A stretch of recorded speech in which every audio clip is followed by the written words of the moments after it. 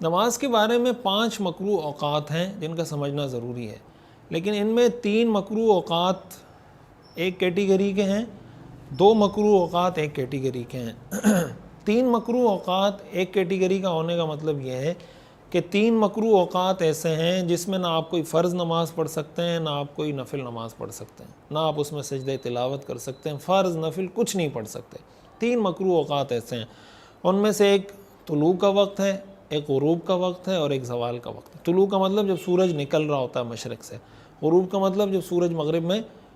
جا کے غروب ہو رہا ہوتا ہے، اور زوال کا مطلب جب سورج بالکل طلوع ہونے کے بعد بالکل سر کے اوپر آ جائے، جو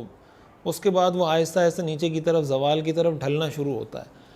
تو یہ جو 3 اوقات ہیں، سورج کے طلوع ہونے کے، غروب ہونے کے اور زوال کے، یہ 3 اوقات ایسے ہیں جس میں نہ آپ کوئی فرض نماز پڑھ سکتے ہیں، نہ کوئی نفل نماز پڑھ سکتے ہیں۔ یہ 3 ایک کیٹیگری کے ہیں۔ 2 اوقات اور ہیں، وہ فجر کے بعد اور عصر کے بعد، فجر کی نماز پڑھنے کے بعد سورج نکلنے تک اور عصر کی نماز کے بعد مغرب تک، یہ بھی مکروہ وقت ہے، لیکن اس کے اندر نفل نماز پڑھنا مکروہ ہے۔ یعنی فجر کے بعد آپ کوئی سنت نہیں پڑھ سکتے، کوئی نفل نہیں پڑھ سکتے، لیکن آپ کی کوئی نماز قضا ہو گئی ہے، وہ قضا نماز آپ پڑھنا چاہیں تو فجر کی نماز کے بعد پڑھ سکتے ہیں، سجدہ تلاوت آپ فجر کی نماز کے بعد کر سکتے ہیں۔ ایسے ہی عصر کی نماز آپ نے پڑھ لی، عصر کی نماز کے بعد آپ کوئی نفل نماز نہیں پڑھ سکتے، لیکن آپ کی کوئی قضا نماز ہے وہ آپ پڑھنا چاہیں عصر اور مغرب کے درمیان تو وہ آپ پڑھ سکتے ہیں، سجدہ تلاوت کرنا چاہیں تو وہ کر سکتے ہیں۔